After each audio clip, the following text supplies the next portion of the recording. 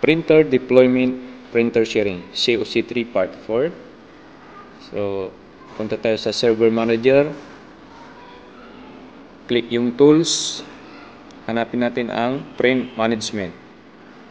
And then, dito sa print management, hanapin natin yung printers. And then, yung brand ng printer natin. Right click. And then, properties.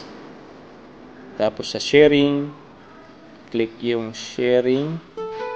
And then, yan. So, i-check natin yan. Share this printer. Dapat naka-check yun. And then, click OK.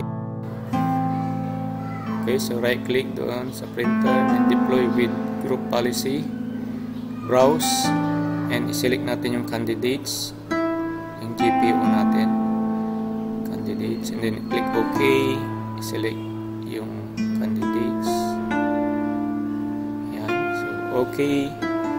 And i-check natin yung dalawang box. And then add.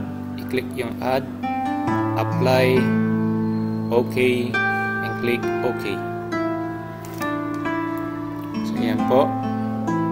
So, tapos na natin ang printer deployment. Punta tayo ngayon kay client. So, sample document sa client.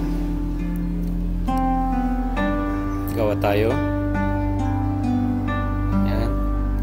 And then, mag-type tayo ng kahit anong letters dyan. CSS and Control P or click natin yung file and print.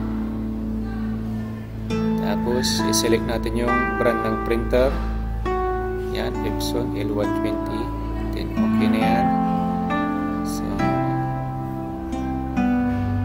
click natin yun. Then tignan natin yung printer.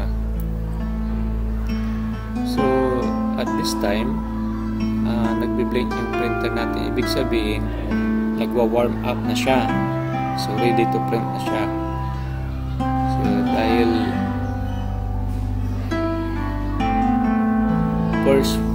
first print, so, yung printer natin, nagwa-warm up. So, yan. So, ditong part, hindi na natin mapapakita kung talagang nag-print siya. Pero, sigurado po na mag-print yan. So, try nyo lang po. Ganyan lang po yan. Matagal ang warm up ng printer. Basta first print niya. First switch on and then first print. So, maraming salamat po. Sana may natutunan po tayo. So, mga ka-IT, thank you.